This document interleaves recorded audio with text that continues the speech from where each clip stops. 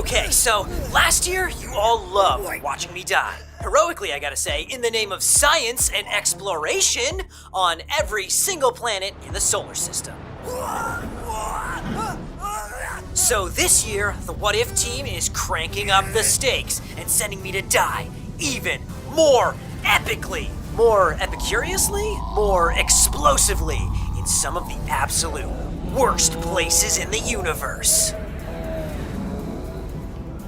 We're doing it big. Supernovas and black holes and entire galactic clusters reaching over 160 million Kevins. That's a lot of Kevins. Galactic clusters can reach 160 million Kelvin, not Kevin. There are no Kevins in space. That's what I meant! We're bringing the heat, the Kelvins, for the Kevins! Look, I don't really want to see how these things are going to bring around the chase end times, but, well, Peter said it was my contract, which I really gotta renegotiate. Ugh. Anyways, in the meantime, get ready to see what it's like to die in the most terrifying things in the universe, starting with something close to home that we all know and love. The sun! You guys asked for it, I'm doing it, baby! The sun is terrifying, and dying on the surface of the sun would be horrifying. Ooh, okay, sell me on it, Peter. We're doing epic this year. Okay, picture this. You're used to seeing the sun from a distance of 150 million kilometers away. That's 93 million miles. But even then, you can't stare at it for more than a second without wearing these cardboard glasses that we bought for the eclipse. Okay, now get as close as human tech has ever been to the sun. Yeah, this is the Parker Solar Probe, and in 2024, it dipped into the edge of the sun's corona, just 6.1 million kilometers above the surface of the sun. Oh. And suddenly, you see the sun for what it really is, a G-type main sequence star. In other words, a galactic inferno over 1.4 million kilometers across, filling your entire range of vision with nothing but stellar plasma. Yeah, that does sound kind of terrifying when you say it like that. Want to zip down there? There's no zipping down to the surface of the sun. First off, the sun's corona is way too hot to fly through. It's 2 million degrees Celsius. That's 3.6 million degrees Fahrenheit. Now, why is the corona hotter than the surface of the sun? That's one of the great mysteries of the solar system that scientists are still working to unlock. Also, all that radiation and solar wind would fry your ship on the way down. And you'd have to slow down your spaceship to the perfect mathematical degree to actually land. Otherwise, you'd be caught in its orbit and never be able to get out. And finally, it doesn't actually have a surface. The closest thing, the photosphere, is plasma. It'd be like landing on lava soup. So we'll have to teleport you directly to the surface. Oh, like one of those survive for 5-second dealios? Yeah, I think that'll be a breeze. Rico, beam me down. Well, I don't know if you're gonna last 5 seconds, Chase. Let's just say we're gonna have to do this in slow motion. You see, the surface of the sun isn't as hot as its corona, but it's still 5,500 degrees Celsius, 10,000 degrees Fahrenheit. The very instant that you teleport to the sun, well, it's so bright that you'd be blinded. Actually, it's so bright that we had to get our video editor to drop the video levels. Otherwise, the screen would be pure white. You'd immediately feel the sun's mass, the power of its immense gravity straining at your muscles, at your very skeleton. It's 28 times stronger than Earth's gravity. Your spacesuit would protect you from the sun's rays, but only for a few milliseconds. Within 0.1 milliseconds, your suit would char. The plastic would begin to warp and your visor would melt. Then your skin would start to melt. Everything would start to melt. It's hot enough on the surface of the sun to melt diamonds. Actually, it's hot enough to boil diamonds. After half a millisecond, your suit would be compromised and boiling plasma would hit your body like a shockwave. It would happen so fast that you wouldn't even have a chance to feel it. Your body would cook, suffering complete organ failure before you could even register that there's a problem. Within 10 milliseconds, your flesh and bones and hair and muscle are turned into gas and plasma, burnt through completely. What would seem like a single flash of light? No, you're gone, incinerated. You've become one with the sun. Now that's metal. Get it? Like metal. Iron in my body. Affirmative. Rico, maybe I should have said, now that's heavy, right? Can we get a take of that? Now that... God, the moment's passed. Forget it. Speaking of heavy, check out this black hole. Damn. Ooh, Peter, is there anything about a black hole that isn't terrifying? No. Black holes suck. Suck in everything in their vicinity, that is. There's some astronomical comedy gold for you. Okay, good one, Peter. Now look, last time I was around one of these black holes, things got a little, string theory alternate dimension pasta crazy. I'm not sure if you're referring to the wormhole alternate dimension ideas or the concept of spaghettification. I just know I didn't like it. And I still don't like it. Well, for good reason. Getting too close to a black hole is a death sentence. You're in orbit around the stellar mass black hole known as Gaia BH1, the nearest black hole to Earth. But don't worry, it's still roughly 1,500 light years away. So if light were able to escape a black hole, it'd be well into the 36th century before we saw it. But trust me, nothing's escaping that monster down there. Oh, so is that like the huge black hole at the center of the Milky Way galaxy? No, that would be the supermassive black hole Sagittarius A star. Whoa, hold on. You're telling me there's more than one black hole per galaxy? Yeah. Scientists think that there's a supermassive black hole at the center of most galaxies, but it doesn't mean that there aren't smaller black holes around. Gaia BH1 is a stellar mass black hole, much smaller than a supermassive black hole, and it shares its orbit with a star similar to the Sun.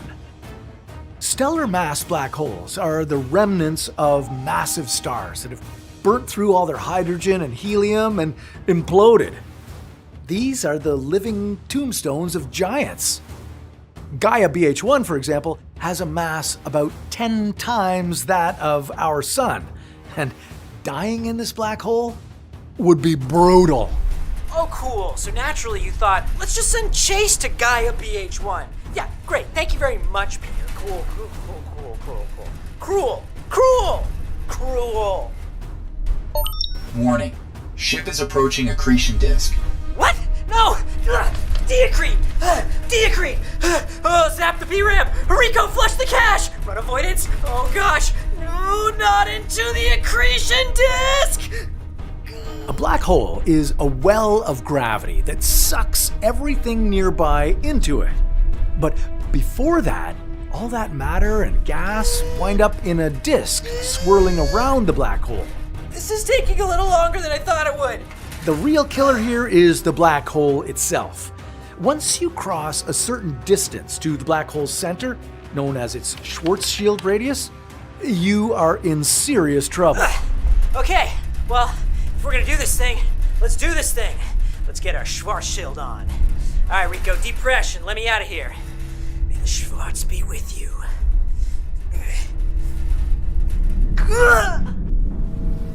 what happens when you jump into a black hole isn't very pretty. The instant you get too close to the event horizon, things get weird.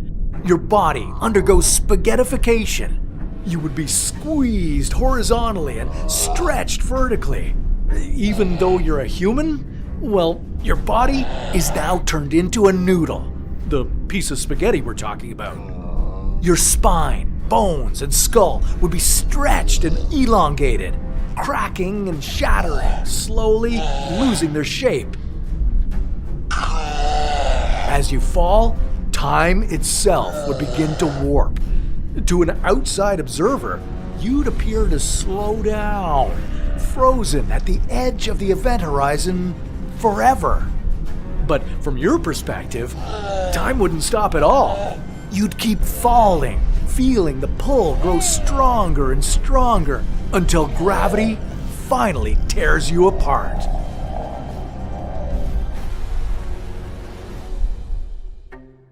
Jeez, now that is heavy. I nailed that one, Rico, right? Oh, let's use that one. Yeah, I am never going back to a black hole, ever! Nothing worse than those suckers. Ooh, what's this? This is a neutron star. And it's not just any neutron star either. That's RxJ185635-3754. No way! That's RxJ185635-3754? I love RxJ185635-3754! That's right. RxJ185635-3754 is the closest neutron star to Earth, roaring at just 200 light years away. It's so heavy that a teaspoon of that neutron star would weigh 1 billion tons.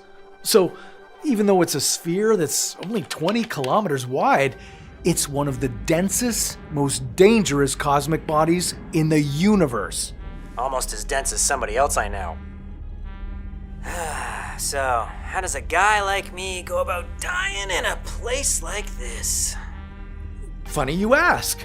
Well, it's actually incredibly easy to die anywhere near a neutron star. They're weird objects, primarily composed of neutrons, hence the name. The pressure here is so intense that atoms are crushed together. Protons merge with electrons, forming neutrons. The surface of a neutron star is just pure neutrons, 10 billion times stronger than steel. If you got too close, the electronics on your ship and even your suit would short out due to the pulverizing strength of its magnetic field.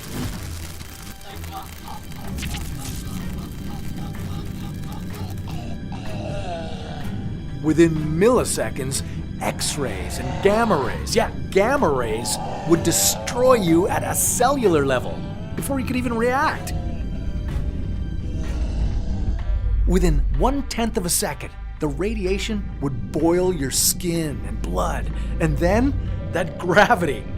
Not unlike a black hole, a neutron star would spaghettify you. Your ship and your body would be stretched to their breaking point, and then stretch further and further until every cell and every atom in your body was spaghettified. You were a person, and then you were miles of silly string, vanishing into the neutron star. Horrifying. Okay, can we go somewhere where I don't get spaghettified? I want to cut down on gluten.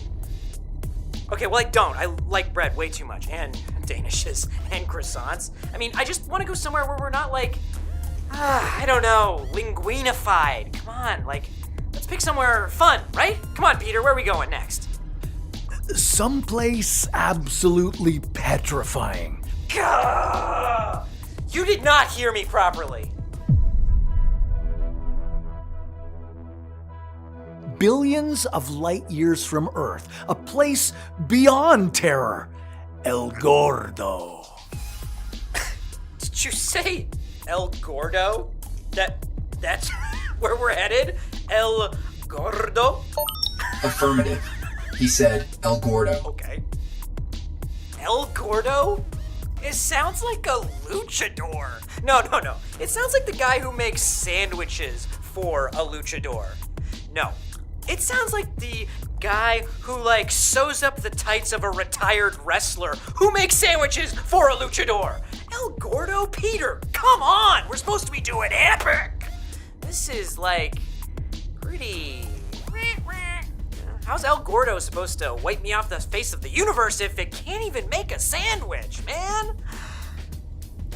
Oh my god! Well, El Gordo is a cosmic furnace born from the collision of two galaxy clusters. It's one of the hottest environments in the known universe. It's real big. Is that one galaxy smashing into another galaxy? Correction. It is a galaxy cluster smashing into another. Exactly. El Gordo is hundreds, it's thousands of galaxies in the midst of an intergalactic smash-up derby. It's hard to put into words just how violent this process is, but to bring it back to that all-important question, what would dying be like in El Gordo? It would be explosive and hot. Imagine you're drifting along in space, riffing about luchadors and sandwiches, and your ship suddenly clocks a higher radiation count, and you realize you're flying into one of the hottest galaxy clusters known to science. Your ship registers a temperature of 160 million Kelvin.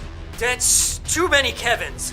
And knowing you can't understand Kelvin, your computer translates it to Celsius and Fahrenheit.